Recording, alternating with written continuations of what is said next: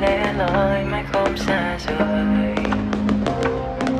Lời yêu em mình hoài trốn giấu, cùng cơn đau mà chẳng ai thấu, sẽ phôi phai vào trong giấc mơ chẳng còn đâu. Nỗi nhớ đó sẽ mãi không mở phai, mang theo bao suy tư suốt đêm dài. Vì nếu như ngày mai mãi không gặp lại, ngàn ký ức em đêm có quay về bên em. Mây mờ giăng khắp lối, trái tim mình chẳng thể nói, liệu rằng ngàn mơ ước đau ở nhạt nhòa. Dường như cơn gió mây đêm mùa về kia, lỡ phép hồi nào ai biết, dẫu trong lòng mãi mong em về đây. Trong màn đêm tăm tối, biết đâu ngày mai thay đổi, phải nhặt theo năm tháng cảm xúc ra sao. Chỉ là tia nắng giữa bầu trời xanh biếc, vẫn sẽ vui mừng khôn xiết nếu đã là ngày đón em quay về đây.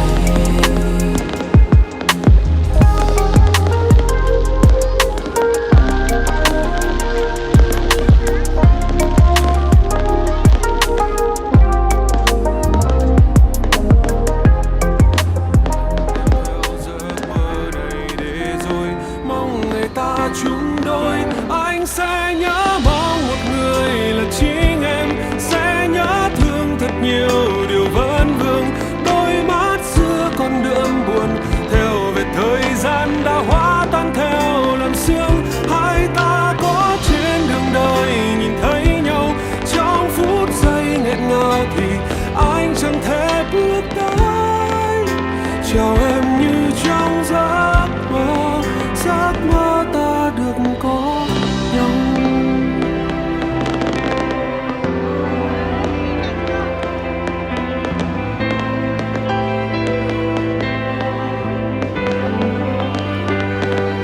Nếu hai ta không quên ngày ấy, ngày những đôi môi trao nhau không lời, thì niềm đau cũng đã trôi hết đi qua bao tháng năm anh với em.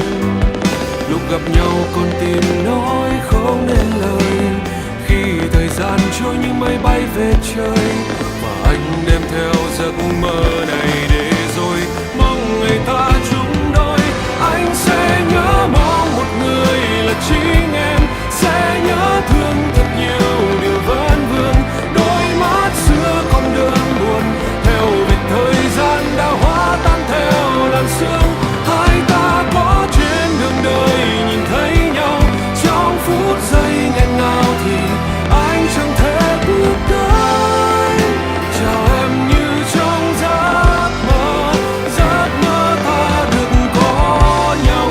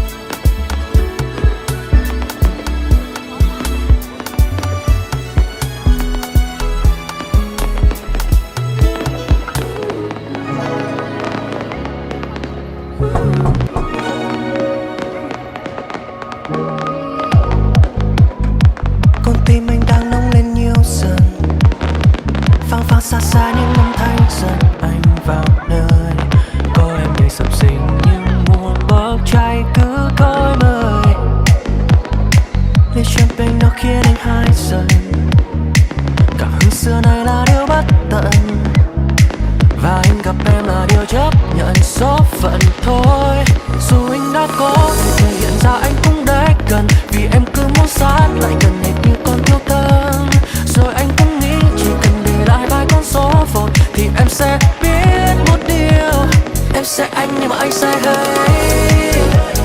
Em sẽ anh nhưng mà anh sai hay.